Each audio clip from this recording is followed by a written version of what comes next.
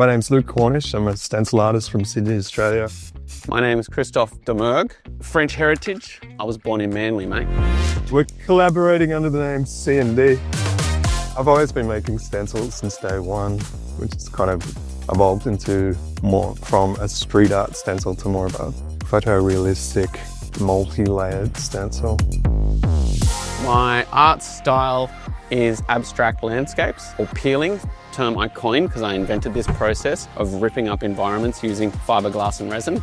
And I take the resin, I add pigment, so that's colour. I paint that into industrial surfaces, the ones that I have affinities for, the ones where I see interesting shapes or designs or cracks or whatever. Then I reinforce that with glass, it cures, then I literally rip that up, and when I do, what was on the ground ends up embedded in the work. So they're literally landscape paintings. My beginning as an artist was on the streets of Canberra in the early 2000s. I'd always been making art as a creative outlet because there's really not much else to do in Canberra. I've always used art as a vehicle to channel my OCD into, because I'm very, very particular about how it's made and how it's layered up. We're in a pretty small pond in Australia. There's not a huge movement as there would be in, say, Europe or the States. But yeah, I'm very much a perfectionist when it comes to creating my stencils. I went and did my master's at COFA, College of Fine Arts in Sydney, and it was during the last semester, the last subject. It was a line and mark making class, and I'd been collecting energy drink cans from the gutter. That's how peelings came about. So I thought that seeing squished Red Bull or V cans in the gutter was a representation of society, that everyone's running around a million miles an hour, exhausted, drink the caffeine, for whatever reason, throw it out the window, litter, and then the car runs over it 1,000 times and then that. So I wanted to come up with really clever artwork about the environment and overconsumption of things and society, but I couldn't think of anything. And one of my fellow flat students said, do a rubbing. So I did a rubbing of a can and this image came up. And the reason I rub the streets is because I spent a lot of my formative years at raves, in warehouses just like this, with thumping techno and lots of drugs, and leaving those establishments, warehouses, and wandering those streets by myself when there's no one around. I just always looking at the ground. So yeah, I started rubbing like paper and crayons on the streets, and then a friend of mine said, why don't you try using resin? So I started getting obsessed with the cracks, and then that was like the cracks in society, who falls through the cracks. It was kind of like continuing on from the can. So I poured resin in some cracks out the front of my building, and I created this thing called Crackman. From there, same friend said, why don't you try using fiberglass? So I got resin and in with the fiberglass, and once I pulled the first one up, I was like, okay, I'm onto something.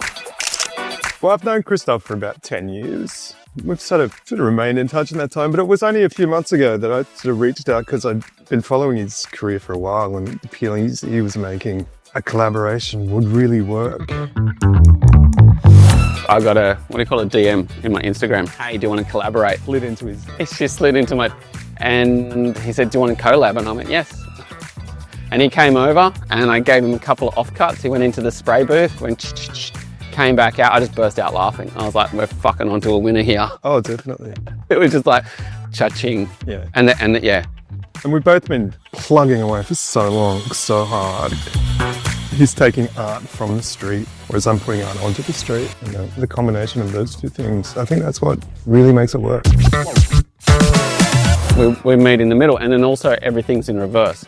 So everything I do is in reverse, and now you're seeing it front up, and everything when he does the stencil. Yeah, it's really is a yin and yang situation, especially personality-wise as well. Polar opposites. Chalk and cheese. Chalk and cheese. But we have the same sense of humour. I would make the peelings and then give them to Luke, and he would go away and put the stencils on them. There's not a lot of cross-influence. I don't tell Christophe what to do. He doesn't tell me what to do. There's a lot of freedom. As our partnership begins to resolve itself, we are, I wouldn't say we're influencing, but we're definitely steering each other. We're discussing it more too. Yeah, we're opening up a lot more about what works and what doesn't work. And what we want to do.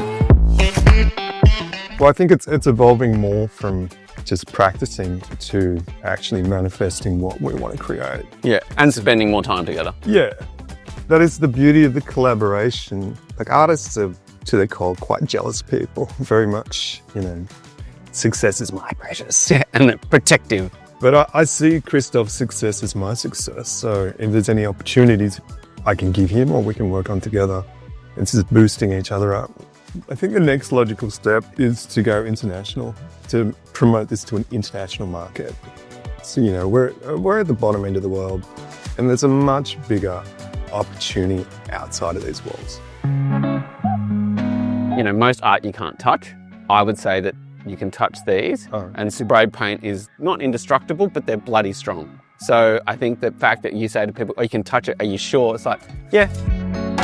So you could actually use it as a dance floor. But then I was like, why don't we do that?